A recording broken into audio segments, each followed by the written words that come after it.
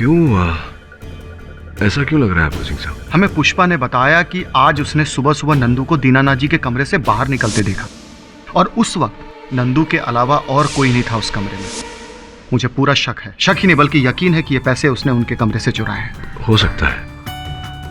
इतने वर्षों से नंदू दीनानाथ जी के कक्ष में जाता था फूल रखने। दीनानाथ जी पैसे कहाँ रखते थे ये तो उसे पता ही होगा। प्रश्न अभी भी वही है कि अंततः नंदू को कोई क्यों मारेगा? सिंह साहब, पता लगाइए कि नंदू को कैसे जहर दिया गया था। Yes KD, and I will let you know. Thank you.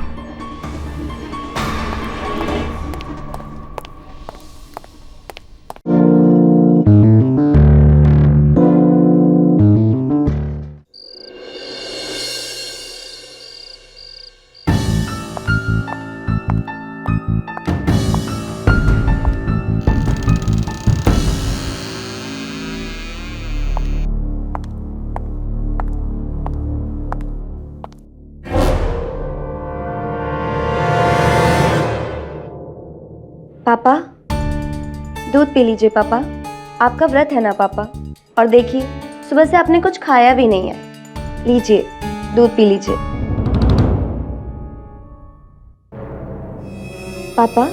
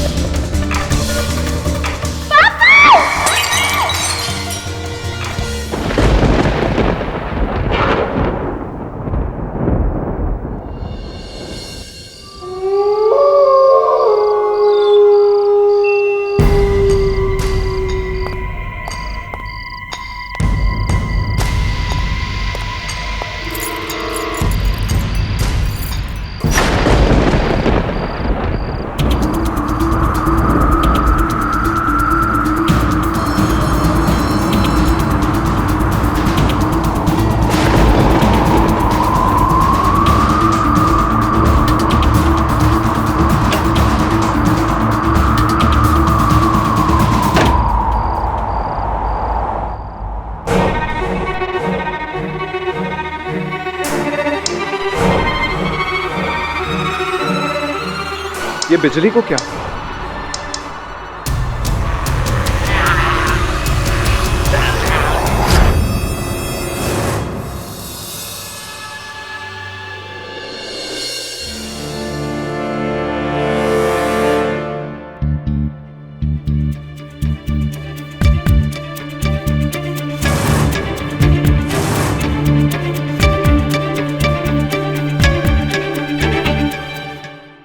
Mister Ajit, please move.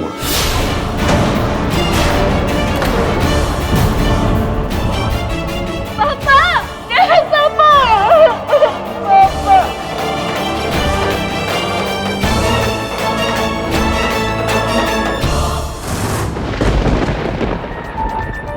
माचिस कहाँ है?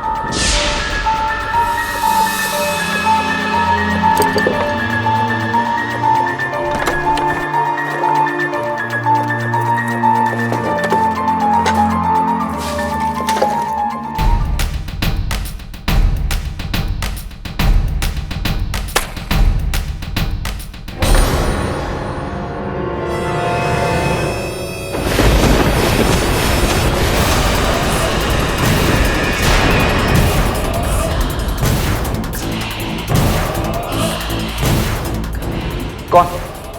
बेटा रवि। नाना जी, मुझे मार दिया गया है। मुझे उन लोगों ने मार दिया है।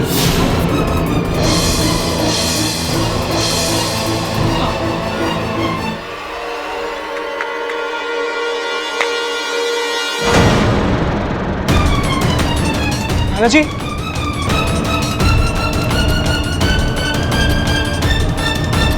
नाना जी। रवि, तुम यहाँ कैसे? नाना जी मर गए। तुम्हें कैसे मालूम? नाना जी, तू यहाँ कैसे आ गया? चल निकल यहाँ से। आप ही लोगों ने नाना जी का खून किया। क्या बकवास कर रहा तू? बकवास नहीं कर रहा हूँ। भैया रुकिए, मैं बात करती हूँ। रवि पापा गुजर गए। लेकिन तुम्हें ये बात कैसे पता चली? नाना जी ने खुद मुझे बताया। क्या कह रहे हो? क्या क्या बताया तुम्हें? नाना जी खुद मेरे घर आए थे और उन्होंने कहा कि अरे पागल हो गया है तू? उनको मरे हुए तो 1 घंटा हो गया है। रवि, मेरी बात सुनो। रवि, पापा की मौत हार्ट अटैक से हुई है। डॉक्टर ने जांच भी कर ली है रवि, उन्हें किसी ने नहीं मारा। तो मेरी बात समझने की कोशिश करो। बाबूजी चल नहीं सकते थे, वो व्हीलचेयर पे थे, पता नहीं है तुम्हें? वो सब मुझे नहीं पता। मुझे बस इतना पता है मौसी कि नाना जी मुझसे अभी अभी मिलने आए थे और उन्होंने कहा कि घर में से किसी ने उनकी हत्या की है। वो मर चुके हैं रवि, अब वो तुम्हारे पास नहीं आ सकते। आ सकते हैं, आ सकते हैं। मैंने देखा है, मैंने अपनी माँ को देखा है। जतन, ये रवि बिल्कुल ठीक कह रहा है। बाबूजी को इससे पक्का देखा है। कैसी बातें कर रही हो पुष्पा? बाबूजी की आत्मा। गॉड। अरे ये पागल हो गया, इसे घर में किसने घुसने दिया इसको? एक सेकंड प्लीज, एक सेकंड। मुझे लगता है कि रवि सही कह रहा है। अरे अब तुम्हें भी क्या बाबूजी ने आकर बताया है? भैया आप ये देखिए, इनकी जबान काली पड़ गई है। शायद डॉक्टर्स ने इनकी जबान चेक नहीं की है। नेचुरल डेथ में जबान काली नहीं पड़ती है। इन्हें जहर दिया गया है, ऐसी किस्म का जहर जिसका असर देर से पता चलता है। मैंने कहा था किसी ने नाना जी की जान ली है। हमें पुलिस को इन्फॉर्म करना ही होगा। नाना जी का पोस्टमार्टम हमें करवाना ही होगा। पोस्टमार्टम? अरे तू पागल हो गया क्या? पोस्टमार्टम? भैया ये गलत कहाँ कह रहा है? मेरी भी राय यही है, हमें पोस्टमार्टम करवाना चाहिए। देखिए अगर बाबूजी का वाकई खून हुआ है तो कातिल का पता लगाना बहुत जरूरी है।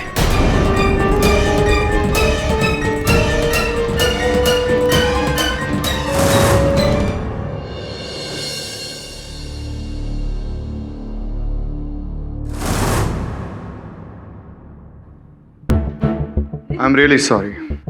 वैसे दीनानाथ जी ने खाने में क्या खाया था?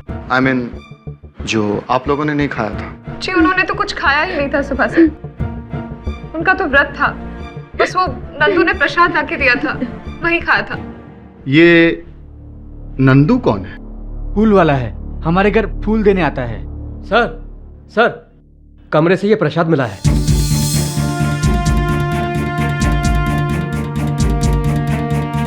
तो ये वही प्रसाद है जो? जी वही है। मिस्टर सतीश, आपका शक बिल्कुल सही निकला। दीनानाथ जी की मौत जहर से ही हुई है।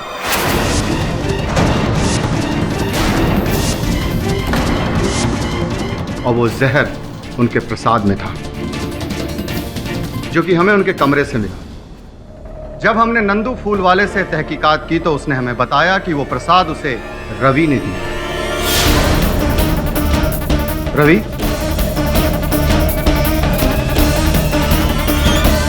रवि, क्या मैं सही कह रहा हूं? जी हाँ इंस्पेक्टर साहब, नाना जी को प्रसाद मैंने ही भिजवाया था, पर उसमें जहर मैंने नहीं मिलाया। झूठ बोल रहे हैं आप, बकवास कर रहे हैं आप। आपके घर से हमें यह जहर की शीशी मिली, जिसमें अभी भी जहर बाकी है।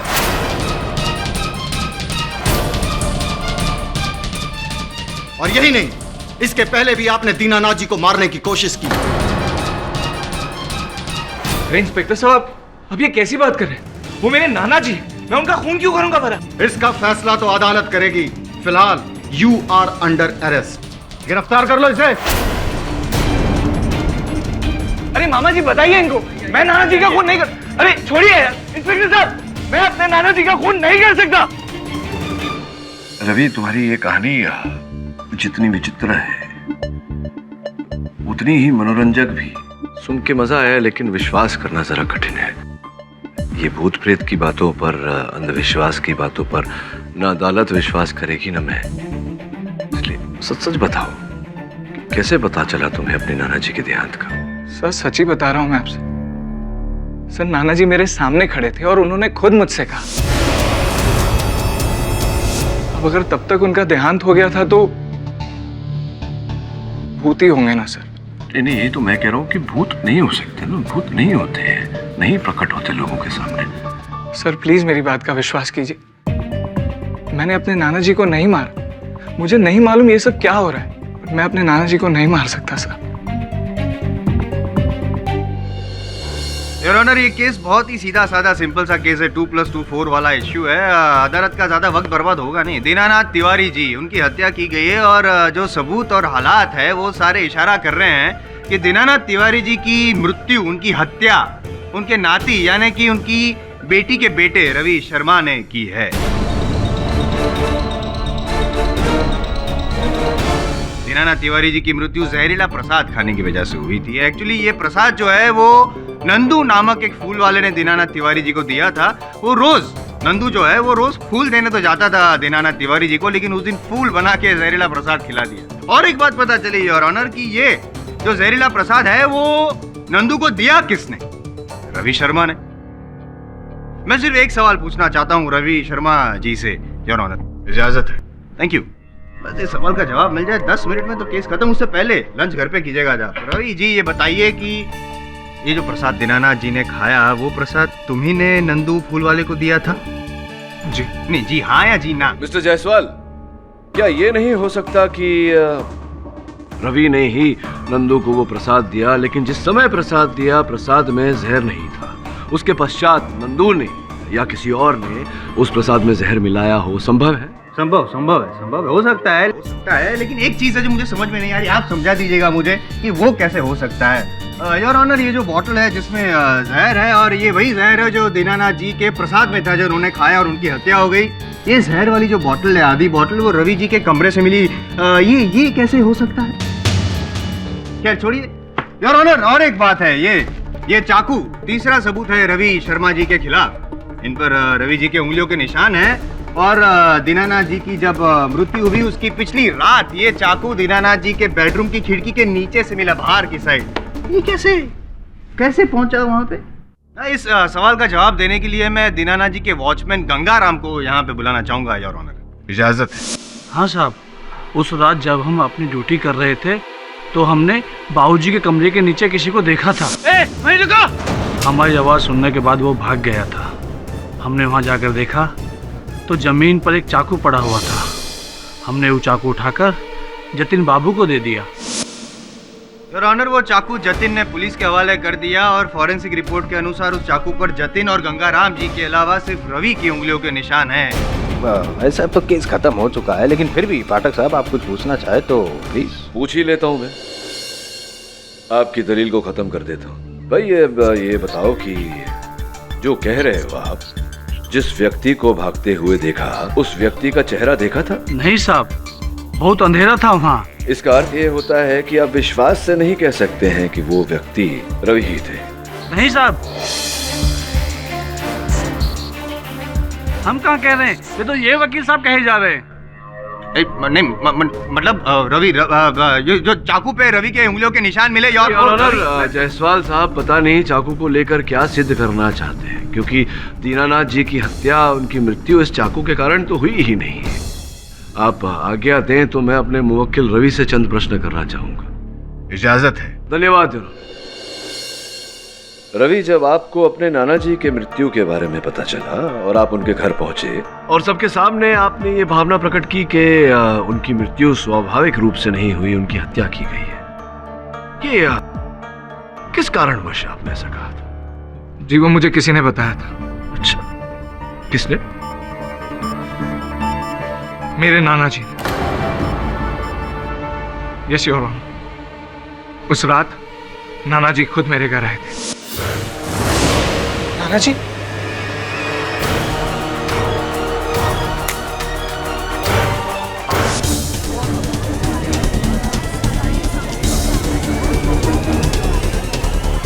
भूत मतलब रवि जी भूत वाली बातें करके अदालत इस केस को गुमराह कर रहे हैं योर ऑनर। और पाठक साहब आप भी क्या इतने सीनियर लॉयर हो गए हैं?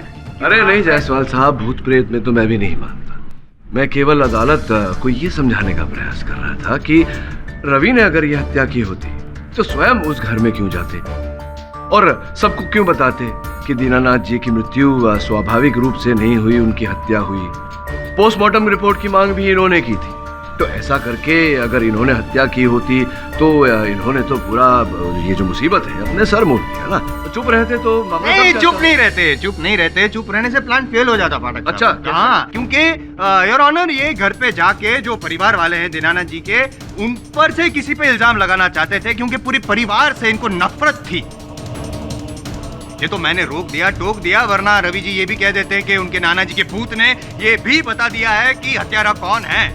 और भूत वाली बात इसलिए छेड़ी क्योंकि उनको पता था कि जो पुष्पा जी है वो अंधविश्वासी है और इस भूत वाली बात पे बहुत आसानी से भरोसा कर लेगी।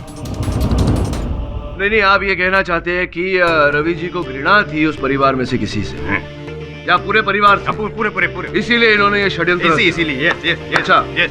तो साबित तो करिए। हाँ, नहीं लेकिन मैं नहीं बोलूंगा, मैं बोलूंगा नहीं ये, क्योंकि मेरी बात पे विश्वास नहीं करेंगे ना आप। इसलिए योर ऑनर मैं दीनानाथ जी के जो सुपुत्र है अजीत तिवारी, उनको यहाँ पे बुलाना चाहूँ। इजाजत है। योर ऑनर, इस रवि की माँ यानी कि हमारी बहन सुधा ने एक जुआरी और आवारा किस्म के इंसान से भागकर शादी कर ली थी, और इसी वजह से हमारे पिताजी ने उससे हमेशा हमेशा के लिए सारे रिश्ते नाते तोड़ दिए। कुछ समय बाद हमें यह समाचार मिला कि इसका बाप, जो कि एक गुनहगार था, अपने गुनाहों के कारण उसे जेल जाना पड़ा, और इसी वजह से हमारी बहन सुधा ने सुसाइड कर लिया। और ये रवि ये समझता है कि ये सब हमारी वजह से हुआ है। Exactly your honour. बदला और लालच, ये दो चीजें काम कर रही थी रवि के दिमाग में। बदला लेने के लिए दीनानाथ जी की हत्या की, और फिर उनकी हत्या के इल्जाम में परिवार वालों को फंसाना चाहा। लालच, जो जायदाद चाहिए थी, उसकी वजह से उनके घर भी पहुंच गए। That's it. जसवाल साहब देखिए, ऐसा नहीं है कि दीनानाथ जी की मृत्यु से केवल रवि को ही फायदा होने वाला था। 3 और व्यक्ति हैं जिनको फायदा होने वाला था। संभव है कि उन तीनों में से किसी ने दीनानाथ जी की हत्या की हो। योर ऑनर, दीनानाथ जी ने अपनी कोई विल नहीं बनाई थी, जिसके कारण उनके जायदाद के बंटवारे को लेकर परिवार में अशांति का वातावरण फैला हुआ था।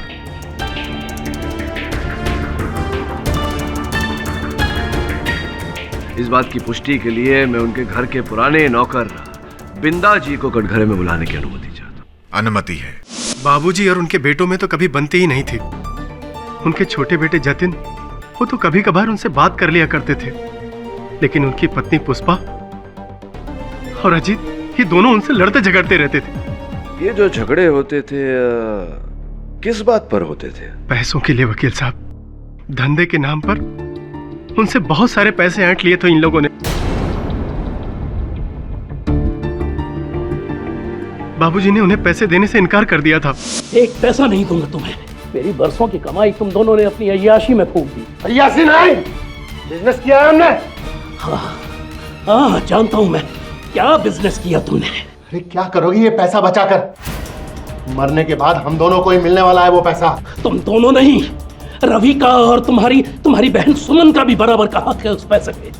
एक पैसा नहीं दूंगा उन दोनों को, एक पैसा। याद रखना, ये जो बिल है वो हम दोनों के नाम कर दीजिए आप, समझ गए? मर जाऊंगा, लेकिन ऐसी बिल नहीं बनाऊंगा मैं अपने जीते जी रवि और सुमन पे कोई अन्याय नहीं होने दूंगा।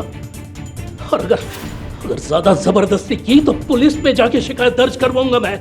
निकल जाओ तुम दोनों यहाँ से। भैया चलो यहाँ से। चलो तुम भी चलो। जान से मार डालूंगा मैं इस गुंडे को। मुझे धमकी देता है अपने बड़े बेटे को। भैया चलो, मैं समझाऊंगा। झूठ बोल रहा है ये नमक हराम। यही बाबूजी के कान भरता था।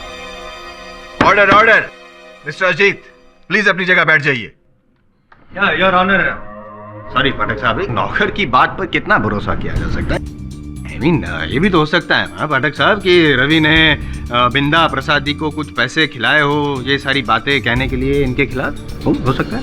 हाँ, तो हो सकता है। तो ये भी हो सकता है कि आपने अजीत जी को पैसे दिए हो मेरे मुवक्किल रवि के विरुद्ध बोलने। पाठक साहब, मुझ पे इल्जाम लगा रहे हैं आप। आपको पता है, आप जानते हैं कि मैं जानता हूँ कि आप इतने शरीफ हैं। गली गली में आपके शराफत की चर्चा है। योर ऑनर, अभी बिंदा जी ने अदालत में जो बातें कही, उन्हें प्रमाणित करने के लिए मेरे पास सबल साक्ष्य भी है।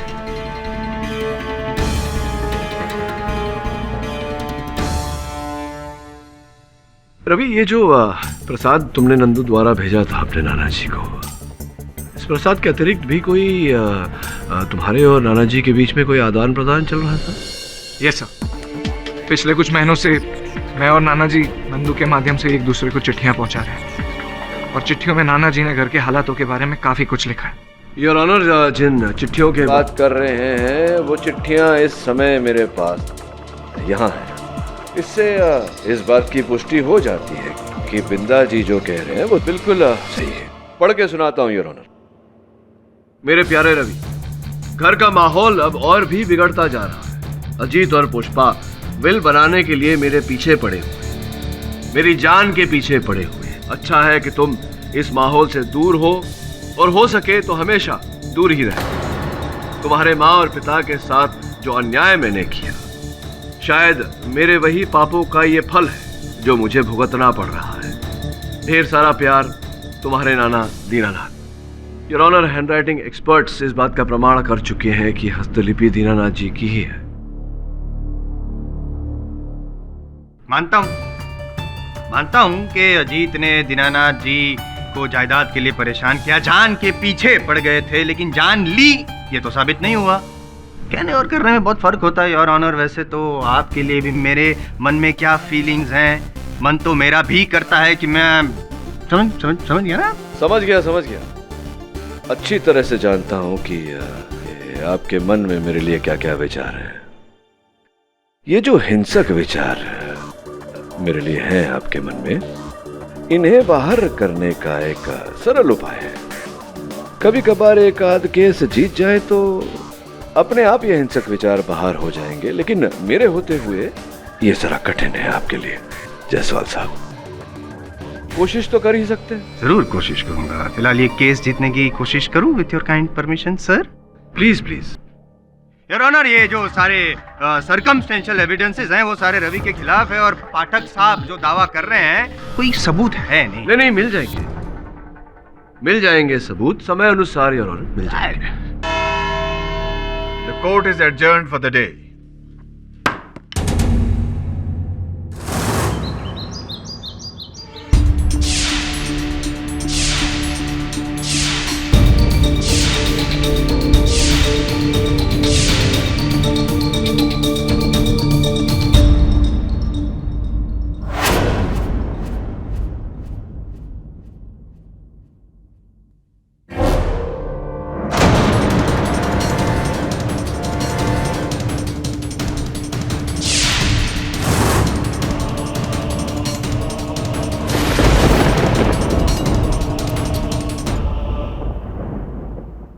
नंदू, तू यहाँ क्या कर रहा है? भाभी जी वो मंदिर में माला चढ़ाने आया था।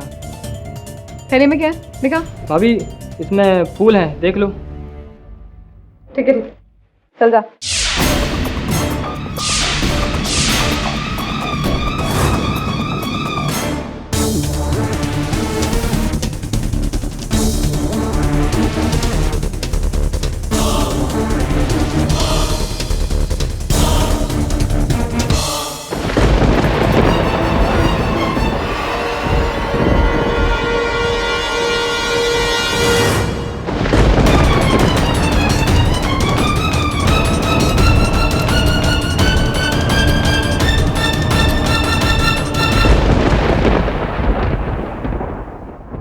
वरुण, हर केस समान तो होता नहीं।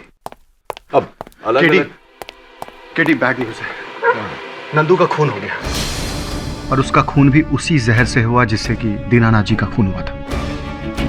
बड़ी विचित्र बात है। भला नंदू को कोई क्यों मारेगा?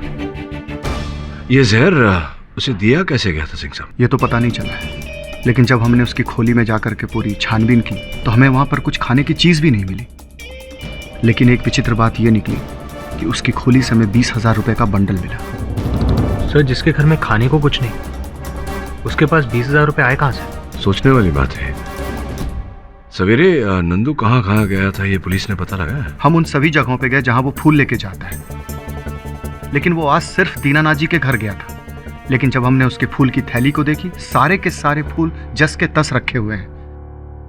केडी, मुझे पूरा शक है उसने दीनानाथ जी के ही कमरे से 20,000 रुपए चुराए। क्यों ऐसा क्यों लग रहा है आपको सिंह साहब? हमें पुष्पा ने बताया कि आज उसने सुबह सुबह नंदू को दीनानाथ जी के कमरे से बाहर निकलते देखा और उस वक्त नंदू के अलावा और कोई नहीं था उस कमरे में। मुझे पूरा शक है, शक ही नहीं बल्कि यकीन है कि ये पैसे उसने उनके कमरे से चुराए हैं। हो सकता है। इतने वर्षों से नंदू दीनानाथ जी के कक्ष में जाता था फूल रखने। दीनानाथ जी पैसे कहाँ रखते थे ये तो उसे पता ही होगा। प्रश्न अभी भी वही है कि अंततः नंदू को कोई क्यों मारेगा? सिंह साहब, पता लगाइए कि नंदू को कैसे जहर दिया गया था। यस कैडी, and I will let you know. Thank you.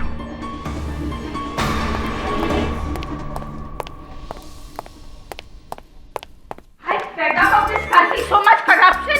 अरे थोड़ा सा काम करने के वास्ते भी पैसा खिलाना पड़ता है। सब लोग पैसा खाता है, छोटा सा काम करने के वास्ते भी पैसा खाता है।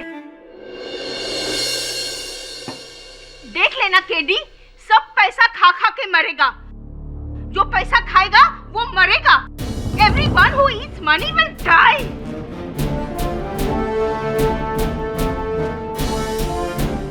नंदू भी पैसे खाकर मरा क्या?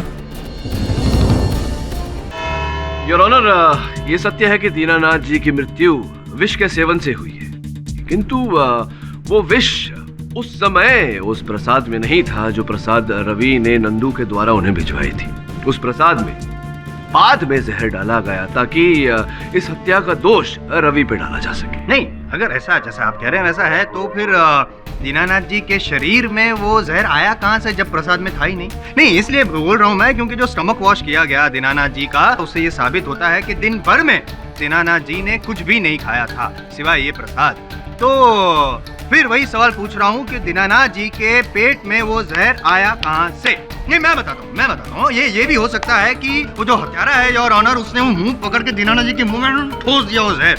नहीं, और एक ऑप्शन है, ये भी हो सकता है कि दीनानाथ जी को ऐसा लगा होगा कि जिंदगी बीत गई, लाइफ में कभी जहर टेस्ट नहीं किया, चलो ट्राई करके देखते हैं, मुझे मरने का बड़ा शौक है। हो गया आपका? ओके। योर ऑनर, वास्तविकता तो ये है कि दीनानाथ जी के शरीर में जहर इन नोटों के बंडल द्वारा प्रवेश किया। मतलब दीनानाथ जी ये जहर वाली नोट खा गए? नहीं, चाट। क्या कर गए? चाट के? हाँ। नोट चाटता है कोई? नहीं, देखिए, एक कृपया कर इसे जरा गिनेंगे। रिश्वत नहीं नोटों पे? नहीं, मजाक कर रहा हूँ। गिनूंगा मैं, आप कहते तो जरूर गिनूंगा। एक,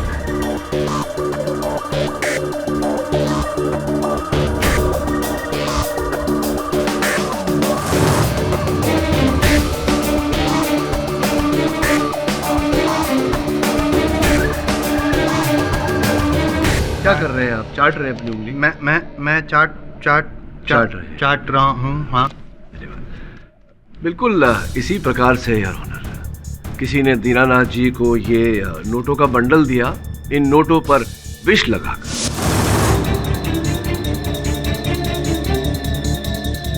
और जैसा कि कई लोगों की आदत होती है, उंगलियों को गीला करने के लिए वो अपने जीभ से चाट लेते हैं, दीनानाथ जी ने भी ऐसा किया और नोटों पे लगा विष उनकी उंगलियों द्वारा, उनके जीभ द्वारा, उनके शरीर में प्रवेश करके।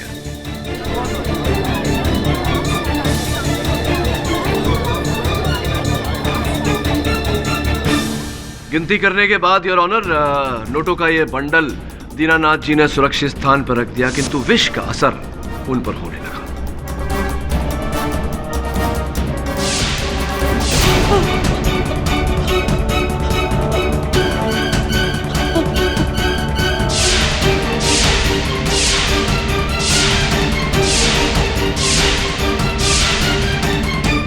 योर ऑनर, नंदू की मृत्यु भी वास्तव में एक यूं ही अकस्मात ही हुई है।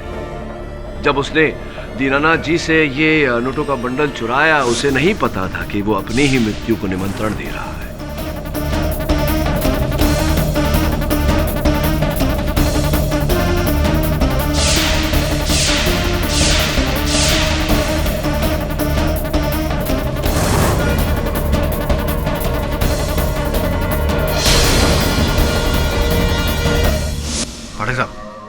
ग्रेट यार, रियली।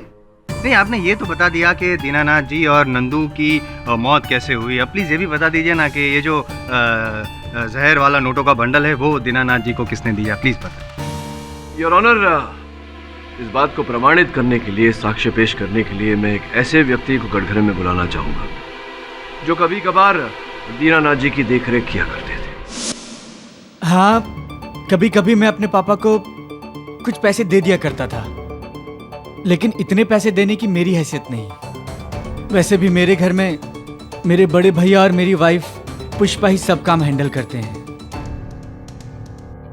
हो सकता है ये रुपए आपने किसी और से लेकर दिए हो। हाँ, ऑब्जेक्शन योर ऑनर। अभी जतिन जी ने कहा कि कभी कभी वो पैसे दिया करते थे, से ये साबित नहीं होता। ये जो नोटों का बंडल है 20,000 रुपए वाला, जहर वाला, वो उन्होंने ही दिया था दीनानाथ जी को, नहीं ना? ऐसा आपको लगता है? अगर लगता है तो प्लीज साबित कर दीजिए ताकि मुझे बुरा ना लगे। साबित तो करूंगा योर ऑनर, लेकिन इसके लिए मुझे थोड़ा समय चाहिए। The court is adjourned for the day. देखिए अजीत जी, आप लोगों को कष्ट देने का उद्देश्य नहीं है हमारा। हम केवल एक रात दीनानाथ जी के शयन कक्ष में गुजारना चाहते हैं।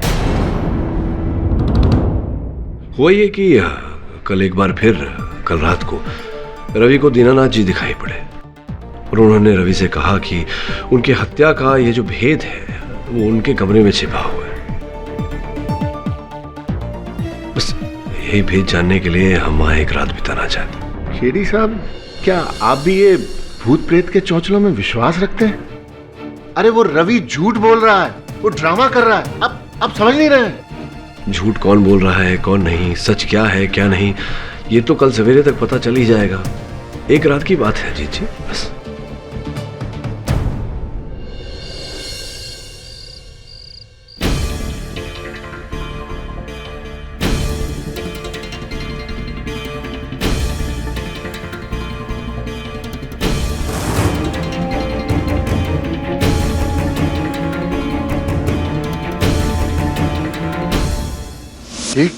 ये वकील ने अब एक नया ड्रामा शुरू कर दिया। ये बुढ़ा हमें मरने के बाद भी चैन से जीने नहीं देगा। भाई साहब ऐसा मत कहिए, बाबूजी की आत्मा बुरा मान जाएगी। पुष्पा! अरे मैं सच कह रही हूँ भाई साहब, बाबूजी की आत्मा यही कही है।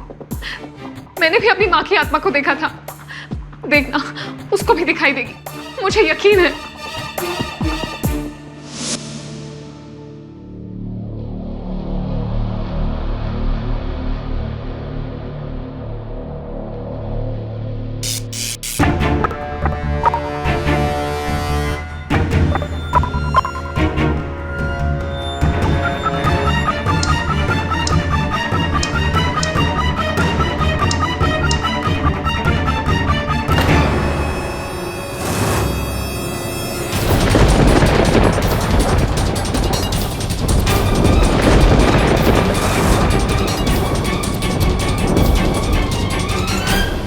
आप कौन?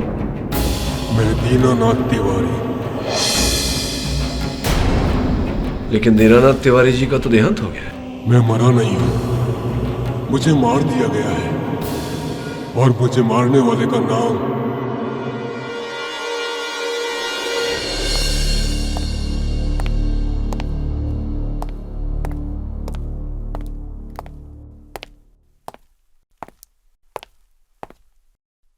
आए थे वो। कौन? आपके पिताजी दीनानाथ जी।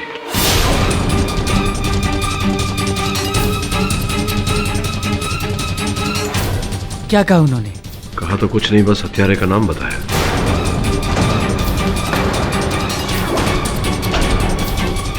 सर, किसका नाम बताया उन्होंने? पुलिस को बताऊंगा ना।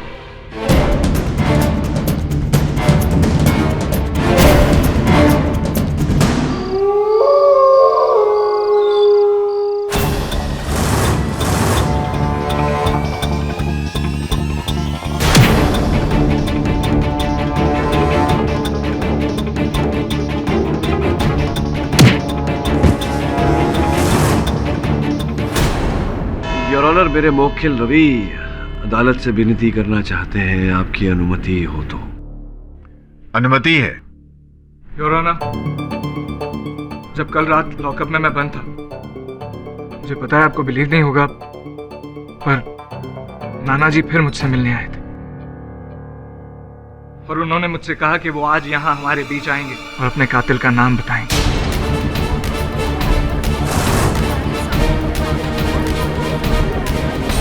मिस्टर रवि शर्मा, आपको यह पहले भी बताया जा चुका है कि अदालत भूत प्रेत या अंधविश्वास को नहीं मानती।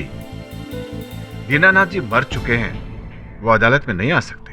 लेकिन योर ऑनर, मुझे विश्वास है कि अगर मैं उनको बुलाऊंगा तो वो जरूर आएंगे, क्योंकि उस रात भी तो वही आए थे ना मेरे पास, वरना मुझे कैसे पता चलता कि उनकी हत्या हुई। योर ऑनर, मुझे लगता है कि अगर रवि का विश्वास इतना अटल है तो एक अवसर दिया जाना चाहिए। हाँ बराबर, मौका देना चाहिए। मैं भी मानता हूँ योर ऑनर, मौका देना चाहिए, भले ही अदालत का वक्त बर्बाद होगा और क्या। सुनिए, इनके सर पर हत्या का गंभीर आरोप लगा है। मुझे लगता है योर ऑनर कि इन्हें अपने बचाव में बोलने का एक अवसर देना उचित रहेगा। ठीक है मिस्टर पाठक। मिस्टर रवि शर्मा, मुझे उम्मीद है कि आप जानते हैं कि आप क्या कर रहे हैं। यस योर ऑनर, मुझे पूरा विश्वास है कि मैं जो कुछ भी करने जा रहा हूँ वो ठीक है। बस मेरी एक दरख्वास्त है कि बस कुछ समय के लिए आप ये कोर्ट रूम की रोशनी थोड़ी कम कर दें, प्लीज। इजाजत है। Lights off please.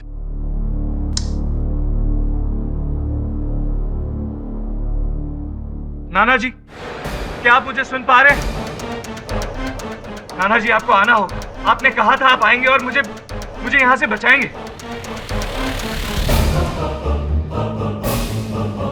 नाना जी, क्या आप अपने नाते को बचाने नहीं आएंगे? आइए नाना जी, हम सबको यहाँ आपका इंतजार है। आपके नाते को आपकी जरूरत है नाना जी। मुझ पर झूठा इल्जाम लगा रहे हैं ये लोग। नाना जी आइए, नाना जी प्लीज आइए।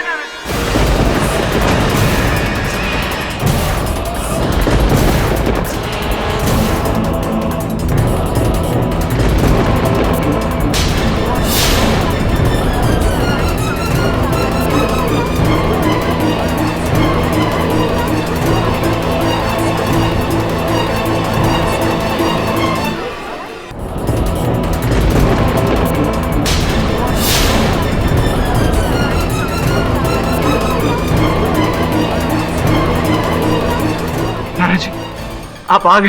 मैं हूं दीनानाथ। मैंने कहा था ना आपसे। नाना जी, क्या आप हमें बता सकते हैं कि असल हत्यारा कौन है? जी हाँ, मैं बताऊंगा। मुझे मेरी बेटी सुमन ने मारा है।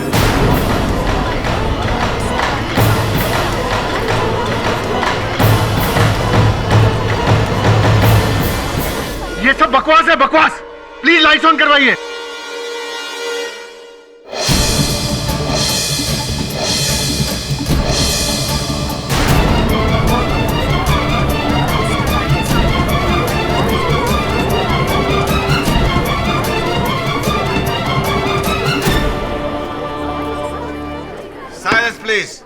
क्या मतलब ये तो बिंदा प्रसाद है? मतलब ये क्या मजाक? मतलब बिंदा प्रसाद ही है। तो ये और ऑनर की सच्चाई को सामने लाने के लिए मुझे ये छोटा सा खेल खेलना पड़ा। क्षमा चाहता। वास्तविकता में मेरे मुवक्किल को वहां लॉकअप में कोई भूत दिखाई नहीं पड़ा।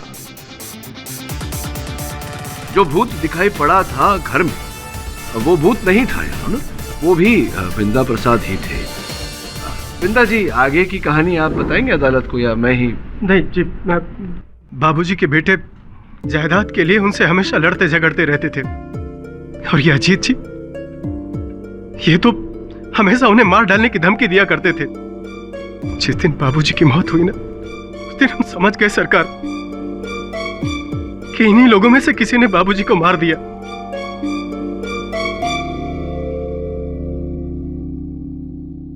लेकिन हम गरीब किससे कहते? पुलिस या कोई और हमारी बात सुनता क्यों? क्यों विश्वास करते लोग हमारे ऊपर? इसलिए हमने एक निर्णय लिया और भूत बनने का नाटक किया।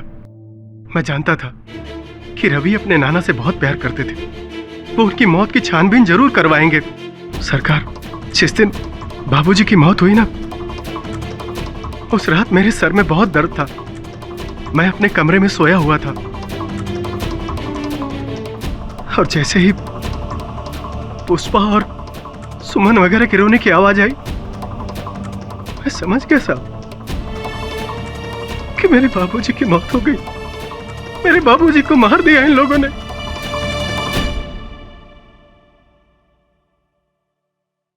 मैंने चुपके से बाबूजी के कपड़े पहने और घर से निकल गया और रवि के घर पर चला गया, लेकिन वहां पर रवि नहीं था।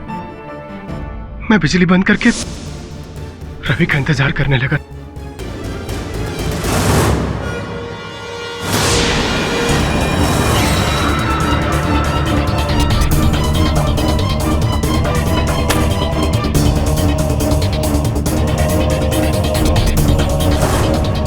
योर ऑनर, मैं आरंभ से ही जानता था कि भूत के भेष में कोई अपनी ही बात कहने का प्रयास कर रहा है।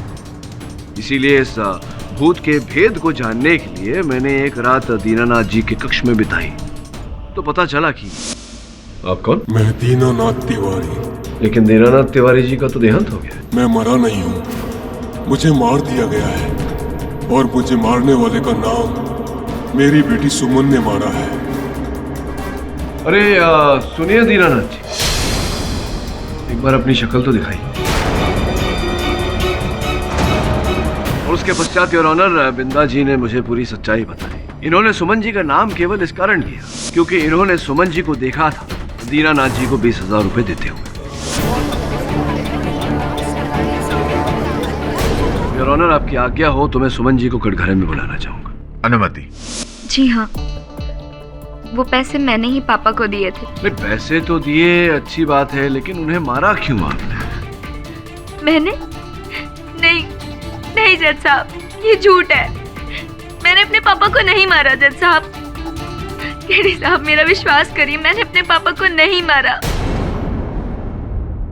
योर ऑनर, उस दिन दीनानाथ जी के घर जाने के पीछे उद्देश्य मेरा दो तरफा था। एक और कि मैं भूत के उस भेद को खोलूं जो मैंने बिंदा के रूप में खोला। दूसरा ये कि मैं असल हत्यारे को पकड़ूं। जब बिंदा ने मुझे हत्यारे का नाम बताया तो मैंने बाहर जाकर आए थे। वो कौन? आपके पिताजी दीनानाथ जी। क्या कहा उन्होंने? कहा तो कुछ नहीं, बस हत्यारे का नाम बताया। मैंने ये इसलिए किया क्योंकि मैं जानता था कि असल हत्यारा सुमन हो या कोई और, वो हड़बड़ा जाएगा और अपनी हड़बड़ाहट में मुझ पर आक्रमण करेगा, जो कि हुआ यार।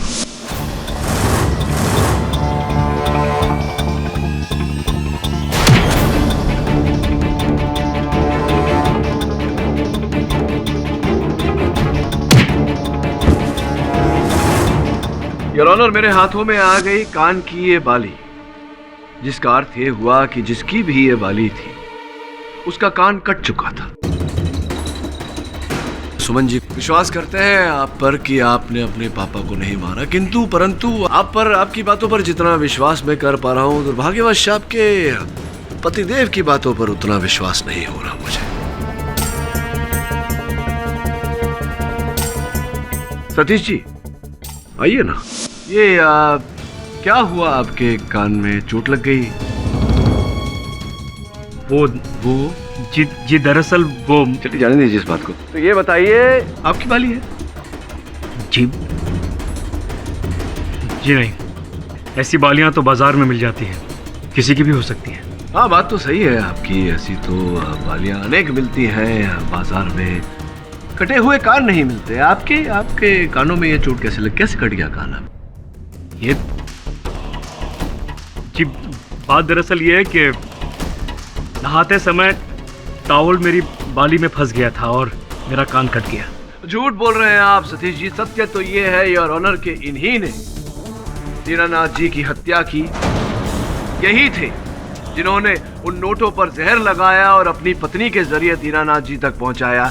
यही थे जिन्होंने मुझे मारने का प्रयास किया, मुझ पर आक्रमण करके। माने या ना माने, आप ही थे सतीश जी। और इस बात का एक और साक्ष्य है मेरे पास। योर ऑनर, जिस दिन दीनानाथ जी की हत्या हुई उसके एक दिन पूर्व भी सतीश जी ने उन्हें मारने का प्रयास किया था, एक गुंडे को उनके शयन कक्ष में भेजकर। जब वो गुंडा घर के पिछवाड़े की पाइप से उनके शयन कक्ष में जाने का प्रयास कर रहा था, उसी समय मेरे मुवक्किल रवि वहां दीनानाथ जी से मिलने पहुंचे।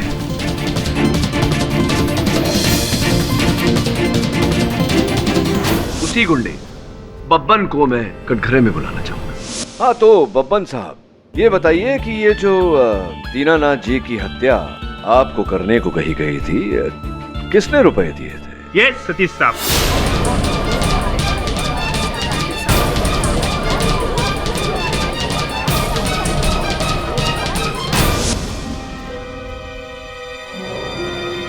जी हाँ जज साहब, दीनानाथ जी का खून मैंने ही किया है।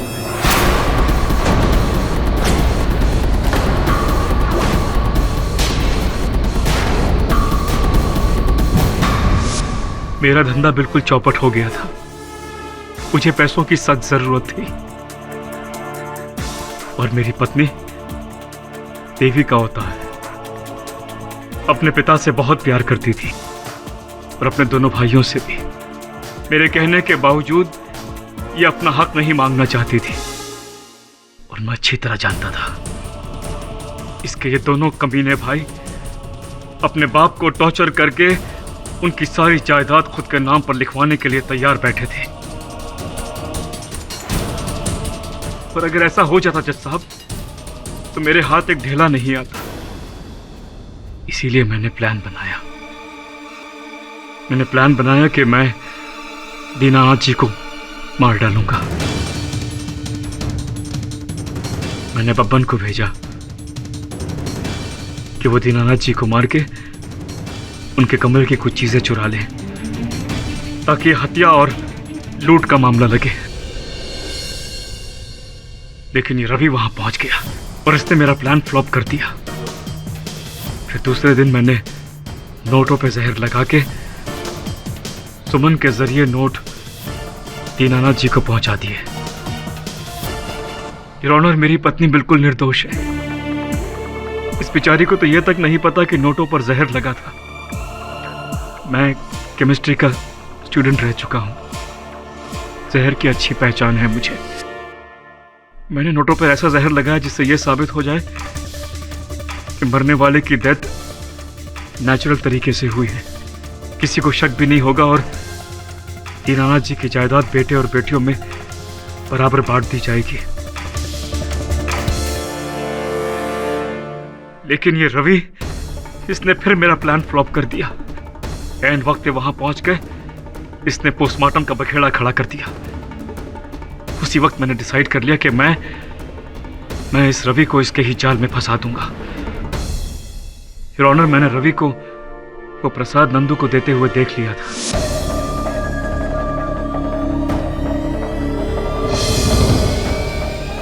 पुलिस के पहुंचने से पहले मैंने प्रसाद में वो जहर मिला दिया और वही बोतल मैंने रवि के घर में छुपा दी। मेरी किस्मत बुरी थी जज साहब। अगर नंदू ने वो नोट नहीं चुराए होते और नोट गिनते वक्त उसकी मौत नहीं हो गई होती तो मैं कभी पकड़ा नहीं जाता। दुर्भाग्यवश आपकी किस्मत आपको धोखा देगी। The defence rests your honour.